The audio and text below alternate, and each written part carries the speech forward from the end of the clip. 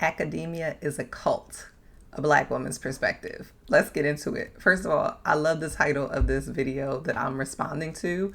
So Academia is a cult. It's a TED talk. So what I'm going to get into in this video is why the person in this, I think it's like a TEDx talk. So why the person in the original post says or argues that the Academy is a cult. And then I'm going to offer my perspective as a Black woman about what I'll call the cultish practices of the Academy. Okay, everybody. So I'm Dr. Catherine Sophia Bell. I did all the things that Black women are told we're supposed to do, right? We could talk about the expectations of Black womanhood being a cult as well, right? There's this cult of true womanhood trope that people get into, but I'm not going to get into that right now. But anyway, I'm a Black woman, did all the things that Black women are told we're supposed to do. So I got all the degrees, all the certifications, successful career, married, kids. I had it all. I did it all, and I felt trapped by all of it. So I liberated myself, and I've learned to live life on my own terms, focusing on the things that I really love, like reading, writing, speaking, and coaching, as well as connecting to my sensuality, my sexuality with lovers and Black kink spaces and things like that. So on this YouTube channel, I focus on my core pillars of transformation and my liberation journey in hopes that sharing my stories and my experiences motivate and inspire you in your own liberation journey while building beloved community along the way. So let's get into this this response video. So the initial video that's on YouTube is called Academia is a Cult by Karen Kelsky. Karen Kelsky, I think is how it's pronounced. Again, I think this was like a TEDx talk that she did. And so Karen is also a former tenure professor and administrator. I think she says she was at a Big 10 university. But again, she's not a Black woman, so I'm joining the conversation from a Black woman's perspective. So Karen describes herself as a cult escapee. And she argues that the Academy is not an economically secure or viable career. And then she goes on to support her claims with statistics about the Academy, particularly like going to graduate school and getting like a tenure track job in the Academy. So she says 95% of PhDs do not get a tenure track job. She says only 2 to 7% actually get a tenure track job, and then only 1.2% get a tenure track job at a quote unquote leading institution. And there's no like qualification in terms of what constitutes a leading institution, but those are the statistics that she offers. And then some other cultish aspects that she describes about the Academy includes having one's identity tied exclusively to one's academic accomplishments, and also this idea that when you leave the Academy, then you're considered like an outcast, you're cast out, you're all alone, right? So let me know in the comments if any of this resonates with you, right? Like when you think about the Academy, do you think of it as a cult? Are the reasons that she gives here that I'm sharing here reasons that we should think about the Academy as a cult, right? So again, I'm coming from a different perspective because she also does get into like contingent faculty and other kinds of things that I've gotten into in some other videos that I've responded to. But I always say, I'm coming from a very different perspective, right? So in terms of these numbers that are offered, I'm in that very small percentage, like that 1%, that 1.2% of people who not only got a tenure track job, but also got a tenure track job at a quote unquote leading university, right? So actually in my experience, I had 3 tenure track job offers in the time that I was in the Academy. So I started out, again, I had a postdoc right after finishing my PhD because I had 5 years of funding and I finished in 4. So they offered me a postdoc for the 5th year where I went from making like $16,000 a year to making like $40,000 a year. And the cost of living, this was 20 years ago, the cost of living was pretty low where I lived actually. So it was livable for me at the time. So I had a postdoc right after finishing my PhD in the same program because I had another year funding. Then I had another postdoctoral fellowship at Emory University in Atlanta, Georgia.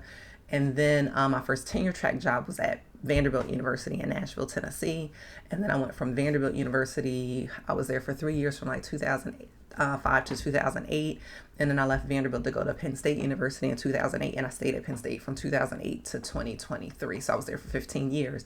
But while I was at Penn State, I also did get an outside offer from Emory University. And I ended up staying at Penn State University. So I say that to say I had like 3 tenure track job offers, one at Vanderbilt, one at Penn State, and one at Emory, although I ended up not going to Emory when I was offered a position there. So all that to say, again, I was not somebody who either did not get a tenure track job or didn't get a tenure track job at a quote unquote leading university or institution. So a lot of times what I find is a lot of videos that are focusing on leaving the Academy are either people who, and again, this person in particular, Karen, also was tenured at like a Big 10, what she describes as a Big 10 university, had administrative experience. But I find a lot of people who are talking about leaving the academy are people who are really dealing more with the contingent faculty situation where they're not in tenure track jobs or walking away from contingent faculty positions, right? And so I think that's its own thing. That's not my experience, so I tend not to speak to that experience, and there are videos out there on that already. My target audience tends to be the people who actually do get the tenure track jobs, who do get tenure track jobs at quote unquote leading institutions, who do in fact get tenure and may even get promoted to full professor and still want to walk away, right? Because part of my messaging is you can do all the things and have all the things and still decide these are not the things that I want anymore. I want something different for myself, or I can have the things that I want and leave the things that I don't want and go and do something else, right? So that tends to be my target audience, right? Like, so particularly like high achieving Black women and women of color who want to walk away, who've done all the things to succeed, as I talk about when I introduced the channel, right? Like the Black women and women of color who did all the things that we're told we're supposed to do, have succeeded according to everybody else's metrics, and still feel like unfulfilled or unsatisfied or trapped or constrained in some way, shape, or form, and want to liberate themselves and get free. And that tends to be my target audience because that's my lived experience and what has motivated a lot of what I've done in my own life, right? So again, after 20 years, successful career in the academy, I quit my tenured associate professor position at a research-run institution with a high salary, with research budgets, with funds for various initiatives and things like that. And I have zero regrets about walking away, right? So I've given some of the reasons why the original post describes the academy as a cult. And so what I want to offer here is just some reasons why, for Black women in particular, the academy may feel, like I said, cult-ish, right? So one reason why the academy may look like it has cultish practices includes what I would describe like the kind of academic bishops or priesthoods, right? And so you have these kind of certain people who specialize in certain things, whose graduate students have also specialized in those things. And so for better or worse, you tend to be tied to your advisor, right? Oftentimes that's helpful because your advisor helps open doors and introduce you to people and write letters for you and things like that. But if something comes up with your advisor and you become synonymous with your advisor, like it's important to be able to self-differentiate from whomever your advisor or advisors are or were, right? And then oftentimes I find that a lot of people who are professors want to like replicate themselves, right? They're trying to create mini me's. And that was never my experience, right? Like I always kind of felt my way through what I wanted to work on and how I could get support and working on what I wanted to work on. And whenever I was working with graduate students, I really wanted to encourage them to work on whatever it was that they wanted to work on, right? So my desire was not to, how do I replicate myself in the graduate students? My desire was to support the graduate students in whatever, you know, their research goals or their research agendas may have been, instead of kind of trying to micromanage or over-determine whatever they were working on, right? Okay, so there's the bishops or priesthoods or the people trying to duplicate themselves in the mini me's. Also, and this is not so much, this is like in terms of like how Black women often experience being in these academic spaces that can feel cultish, right? And I've definitely had some of these experiences. And then the others of these that I'm describing are things that I know other Black women and women of color in the academy have shared with me, whether in friendships or in coaching contexts and things like that, right? So if you're a Black woman or woman of color who does not conform, and sometimes even if you do conform to certain kind of mores and expectations, again, these kind of cultish practices that we're expected to partake in or participate in, then oftentimes you become misperceived as angry, right? You become misperceived as incompetent, right? Like, so you're either angry and upset about things, or you're incompetent and unable to do those things, even if you're actually doing them really well, right? So there's still this presumption of or misperception of being incompetent, right? And then often you're misperceived as being standoffish, right? Especially in the face of like the togetherness pressure. So I do think this is another cultish aspect of the academy. I don't think this is only the academy, but we're talking about the academy, so that's where I'll focus. But there's this togetherness pressure, and that shows up in like things like doing receptions at a faculty member's home, for example, as opposed to like on campus. Things like being expected to meet for drinks outside of business hours with faculty members or members of the department or people who come to visit. So in general, there are very blurred personal and professional boundaries in academic spaces that often lead to other problematic things, right? But I think these all could be described as, you know, to use, again, this language of the academy as a cult or cultish practices that we may encounter in the academy.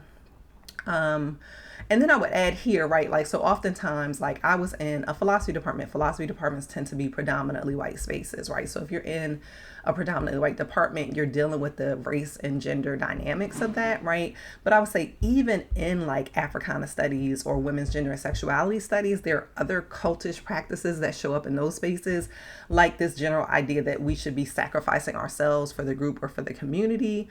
This idea that we need to write or sign an open letter for every cause that you can imagine. This idea that we're supposed to be both, like, do all the things, be the master teacher and the master scholar and the public intellectual and all of these kinds of things. And so there's an interesting kind of added layer of political performativity when you're connected to like a Black studies or women's gender sexuality studies or or an ethnic studies department or program, that I think we could talk about more. And then that doesn't even get into like some of the racial politics that sometimes are operating in, say, women's gender sexuality studies spaces, or the gender politics that are all operating sometimes in Black studies or Africana studies or African American studies kind of context, right?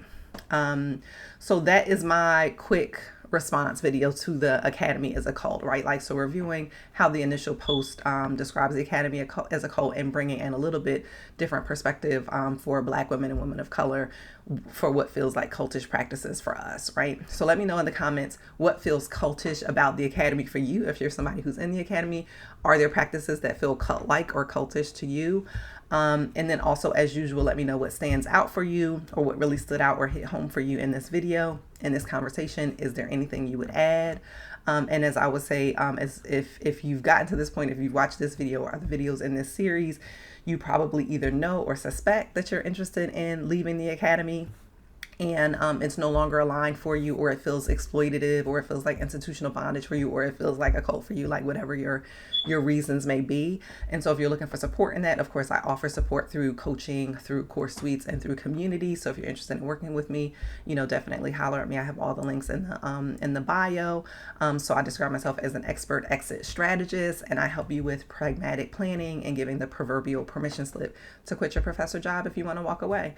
If you want to stay, then you're welcome to stay. I'm not trying to get anybody to quit a job that they love. And as I often say, I was successful in the Academy for 20 years. So I help people who are in it navigate it if they want to stay in it.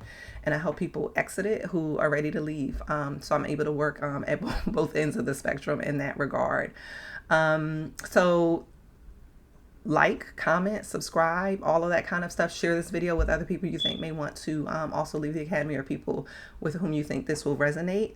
And I'm going to be switching gears from the exit strategies theme that I've been working on for my last few videos and getting more into libel v. writers. So my next video will be focusing on libel v. writers as a predominantly Black and women of color supported writing community.